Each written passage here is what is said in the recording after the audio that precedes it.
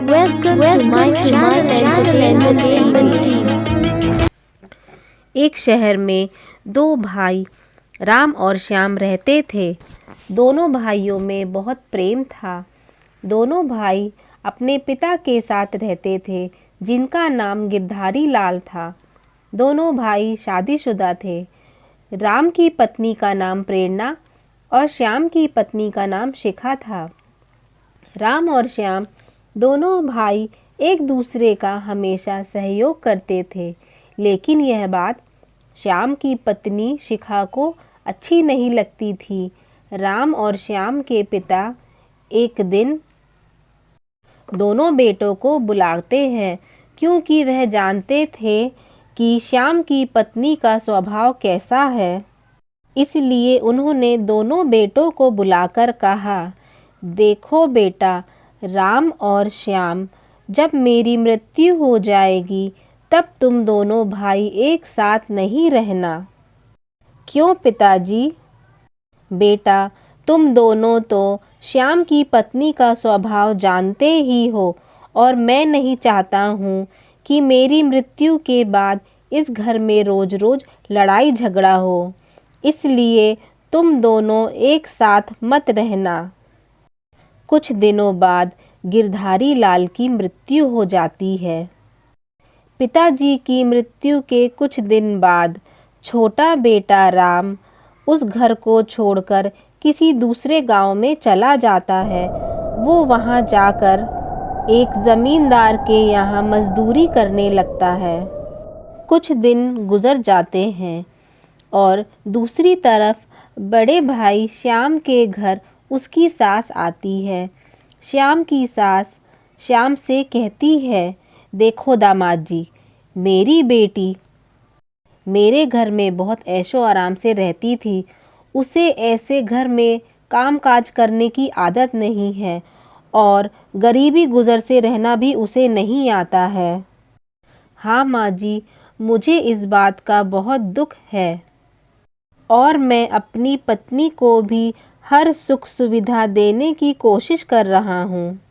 दामाद जी, यह लो पैसे। इन पैसों से तुम एक बिजनेस चालू कर लो, ताकि मेरी बेटी को सारे ऐशो आराम मिल सके। नहीं माँ जी, मैं यह पैसे नहीं ले सकता हूँ। मैं खुद कुछ काम करके अपनी पत्नी के सारे खर्चे उठा लूँगा। तब शिखा कहती है, क्या कहा तुमने? तुम्हें यह पैसे नहीं चाहिए? शिखा, मैंने कहा ना, हमें इन पैसों की ज़रूरत नहीं है। माँ, यह पैसे तुम मुझे दे दो। मैं देखती हूँ ये इन पैसों को कैसे नहीं लेंगे, कैसे इन पैसों से यह बिजनेस नहीं चालू करेंगे। ठीक है बेटी, कहकर शिखा की माँ वहाँ से चली जाती है। माँ के जाते ही शिखा अपने पति से बहुत झगड़ा करती है और उसे मजबूर कर देती है उन पैसों को लेकर एक बिजनेस चालू करने के लिए। श्याम मजबूर होकर उन पैसों से एक किराना मार्ट शुरू करता है। उधर छोटा भाई राम भी खेती में खुशी खुशी काम करता है। जब शिखा को यह पता चला तो उसे यह पसंद नहीं आया। वह राम के ज़मींदार के पास जाकर राम की उल्टी सीधी चुगली लगाकर वह राम को काम से निकलवा देती है। अरे राम, सुनो, ज़रा यहाँ आओ। जी मालिक, तुम कल से काम पर नहीं आना। मुझसे कोई गलती हो गई है मालिक, बस मैंने कह दिया नहीं आना तो नहीं आना। ठीक है मालिक। राम दुखी होकर घर वापस लौट आता है और अपनी पत्नी से कहता है, प्रेरणा, आज मालिक ने मुझे काम से निकाल दिया है।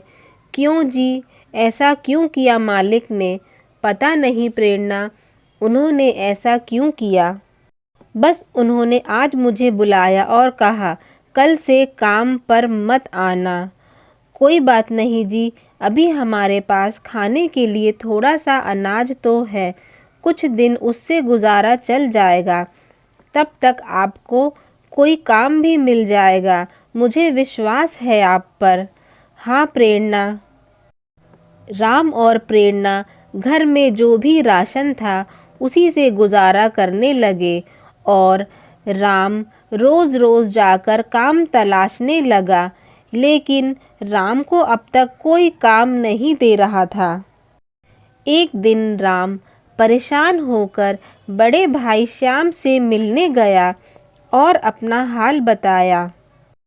भैया, आज 20 दिन हो गए हैं और मेरा काम भी छूट गया है।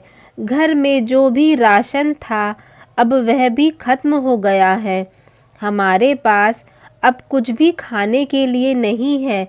मैं और मेरी पत्नी 2 दिन से भूखे भी हैं। अरे राम, इतना कुछ हो गया तुम्हारे साथ और तुमने अपने बड़े भाई को बताया तक नहीं। आज से तुम और तुम्हारी पत्नी हमारे साथ रहोगे। लेकिन भैया, पिताजी ने मना किया था और भाभी को भी यह पसंद नहीं आएगा। मैं कुछ नहीं जानता राम, बस तुम दोनों हमारे साथ रहोगे। ठीक है भैया, जैसा आप कहें। राम अपनी पत्नी के साथ अपने बड़े भाई के घर आता है। अरे तुम दोनों यहाँ कैसे आए? अरे शिखा, मैंने इन दोनों को यहाँ बुलाया है। क्यों बुलाया है? इन्हें यहाँ ऐसा क्या हो गया? आसमान टूट पड़ा है क्या जो ये लोग यहाँ मुंह उठा के चले आए? शिखा, जबान संभाल कर कहो, ये मेरा छोटा भाई है। हाँ हाँ, जानती हूँ। शिखा गुस्सा होकर वहाँ से चली जाती है। राम और प्रेरणा, जाओ तुम दोनों जाकर आराम करो। अगले दिन से श्याम अपने भाई राम को अपने साथ माठ में ले जाता है और उसे माठ का सारा काम समझाता है।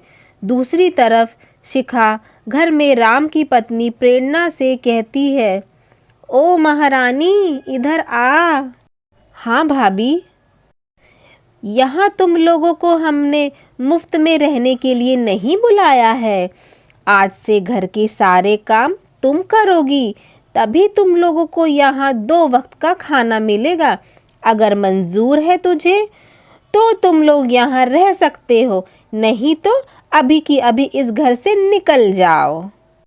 नहीं भाभी, मैंने काम करने से कब मना किया है? मैं करती हूँ ना घर के सारे काम। प्रेरणा घर के सारे काम करने में लग जाती है, लेकिन प्रेरणा से गलती से एक कांच का बर्तन टूटकर गिर जाता है और इस बात का शिखा बहुत बवाल मचा देती है और अपनी देवरानी प्रेरणा को थप्पड़ मार देती है और प्रेरणा बेचारी कुछ कहे बिना यह सब सह लेती है। लेकिन अब यह तो रोज़ का ही हो गया था। शिखा अपनी देवरानी को छोटी मोटी गलतियों पर भी रोज़ मारना पीटना चालू कर दी थी।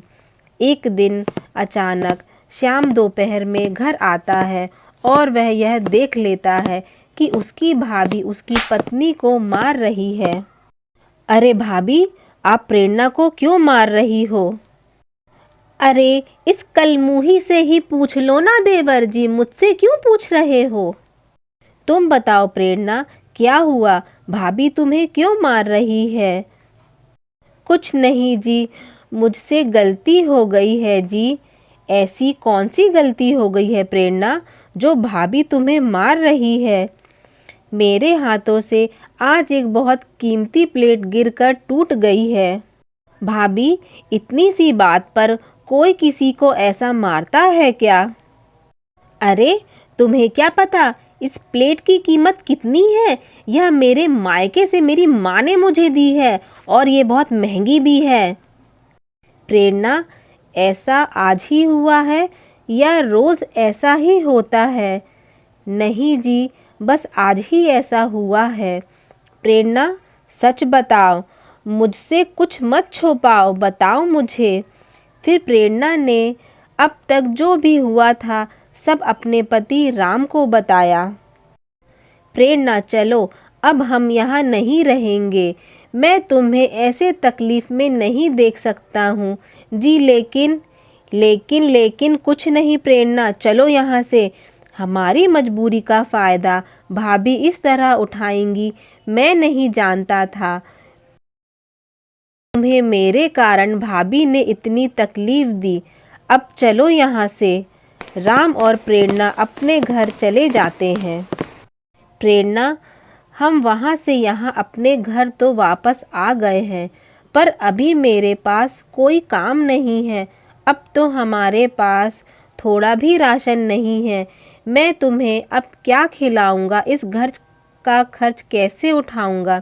सुनिए जी, मुझे याद आया। फिर प्रेरणा जाती है और एक गुल्लक लेकर आती है। उस गुल्लक को वह फोड़ती है तो उसमें से कुछ रुपए निकलते हैं। उन रुपए को वो अपने पति को देती है। यह लीजिए जी। लेकिन प्रेरणा, हम इन थोड़े से पैसों से क्या कर सकते हैं? सुनिए जी, मेरे दिमाग में एक काम है। क्या प्रेरणा? क्यों ना हम लोग एक सब्जी रोटी का ठेला खोलते हैं। सब्जी रोटी का ठेला? हाँ जी, सब्जी रोटी का ठेला गरीबों का खाना होता है, इसलिए हम सब्जी रोटी का ही ठेला खोलेंगे। इस गांव में जितने भी मजदूर हैं उन्हें हम कम पैसों में सब्जी रोटी देंगे और उनका पेट भी भर जाएगा और हमें भी कुछ पैसे मिल जाएंगे। ठीक है प्रेरणा, हम ऐसा ही करते हैं। फिर प्रेरणा और राम ने सब्जी रोटी का ठेला खोला। फिर गांव के सभी मजदूर लोग राम और प्रेरणा के ठेले पर सब्जी रोटी खाने लगे। उनका ठेला भी बहुत अच्छा चलने लगा। प्रेरणा के हाथों से बने खाने का स्वाद बहुत अच्छा था। गांव से दूर दूर के लोग भी उनका खाना खाने आते थे।